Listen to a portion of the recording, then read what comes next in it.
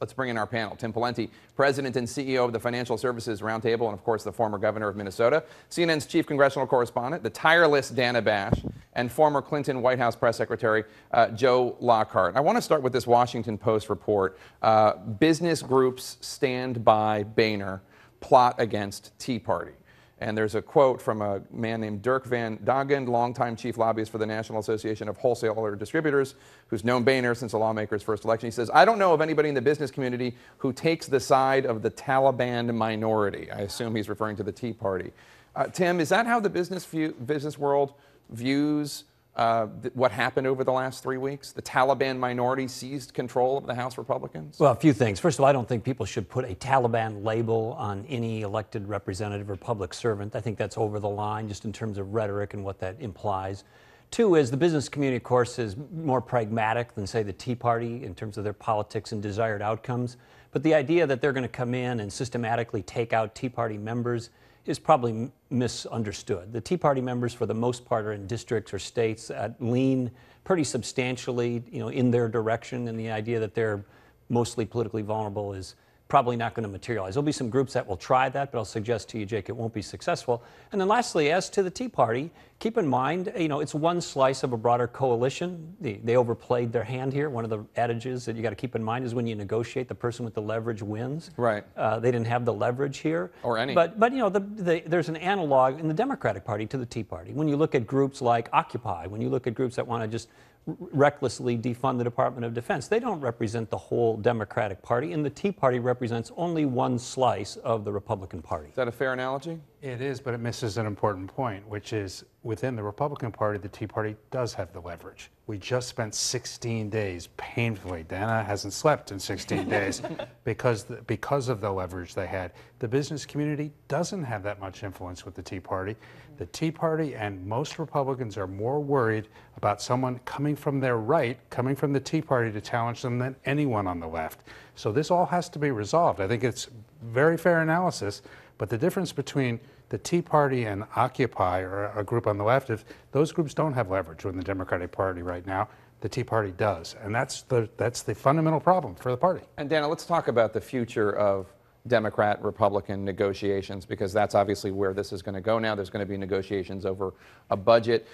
When President Obama came out last night, before the House vote had finished, there were a lot of House Republicans who were very worried that he just was misreading House Republicans all over again, that he might be driving up no votes by even putting his blessing on the deal.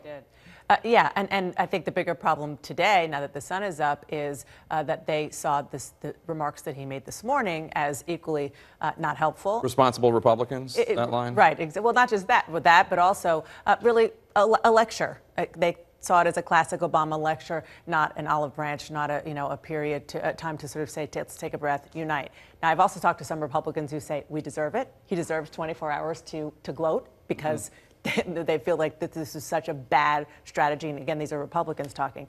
But I really do think that just in talking to several Republicans today who have some clout in the House caucus, that the irony of this is this might actually break the dam. And it might make it easier for them, the people who call themselves pragmatic Republicans in the House caucus, to work along party lines and give Boehner the power to work across party lines, because he fought the good fight, and he's got the trust now of people who maybe didn't trust him before and now see that it was not a good idea to do what he did. Joe, where do you see this going now? Well, I agree. There is an opportunity here. I mean, John Boehner is still Speaker today. I think if you would ask the question 2 or 3 weeks ago, if he made the Republican Party walk the plank and break the Hastert rule and side with Democrats, I think a lot of people thought he would be putting his speakership on the line. And he did, and he's still Speaker today.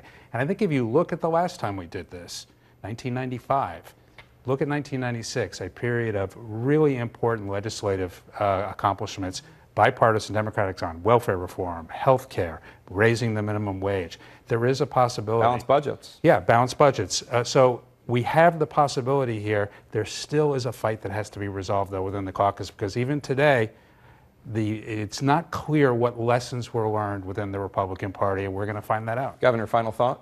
Well, there's a number of lessons learned. One is when you bluff and your bluff gets called and you don't have the cards, it's embarrassing. Number two is if you're going to negotiate and put a stake in the ground and say, I'll do something dramatic unless X happens, then and you don't do something dramatic, again, it doesn't look so good.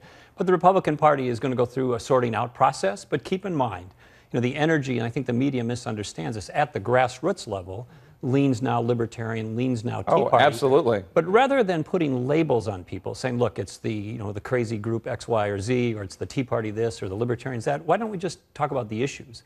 And one of their main concerns, as inartfully as they sometimes present it, is what are we going to do about these structural spending problems? Right. That's not a crazy proposition. Not That's at all. not a crazy question. It's a legitimate question. So instead of throwing labels around, let's talk about the issues and what really needs to get fixed. All right, Governor, Joe, Dana, thank you so much. We really appreciate